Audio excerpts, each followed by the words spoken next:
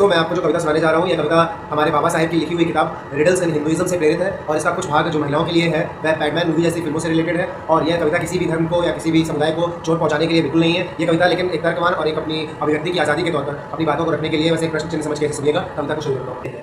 अब मधुसूदन माधव देवकी नंदन ग्वाले कृष्ण की भारी है, माखन चोरी और रासलीला रहने दें क्योंकि बालपन अभी जारी है, किंतु एक उंगली पर गोवर्धन पर्वत प्रभु ये थोड़ा सा भारी है, अथवा अतिशयोक्ति अलंकार के साथ हुई अत्याचारी है।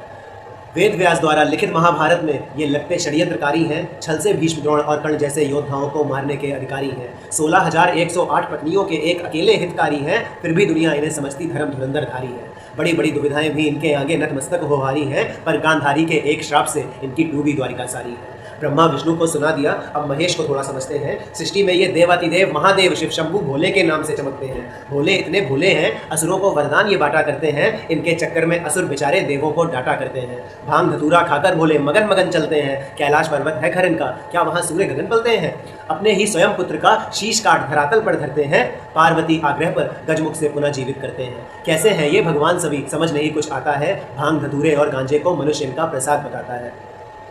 अब महादेव के दूसरे अवतार को परखते हैं, पवन पुत्र और बजरंगी के नाम से ये दमकते हैं। राम भक्त इनकी मुख्य पहचान रही है, हाँ अष्ट सिद्धि और नवनिधि के दाता यही है। जिन्होंने मुंह में रखा था सूर्य को ये वही है। कुछ जन इन्हें पहला अंतरिक्ष यात्री भी कहें, सही है, पर्वत इन्होंने भी उठाया था, अतिशयोक्ति अब नहीं है। अमर कहते हैं सब इनको ग्रंथों में, कहीं ना कहीं है। रामायण में राम जानकी खातिर समुद्र छलांग लगाया था, महाभारत में माधव खातिर अर्जुन के रथ पर ध्वज में खुद को लहराया था। अब थोड़ी नारी की भी बात बहुत ज़रूरी है, क्योंकि महिलाओं के बिन ये दुनिया ही अधूरी है। नारी जैसे कोमल चित्त को महामाया का नाम दिया, मासिक धर्म को पाप बताकर शर्म हया का काम किया। जननी के प्राकृतिक वरदान को अभिशाप बताया था तुमने, इस अवधि में मंदिर जाने को पाप बताया था तुमने। सदियों पहले जो तुमने जहर जहन में भरा, नारी उस पर अड़ी हुई है। धर्म चक्र का पाप समझ आज भी वो हाथ जोड़े मंदिर के द्वारे खड़ी हुई है। नर से नारी, नर से नारी, नर से नारी कह कहकर मनमानी की, चीख चीख कर पुरुष प्रधान समाज की खोखली कहानी थी।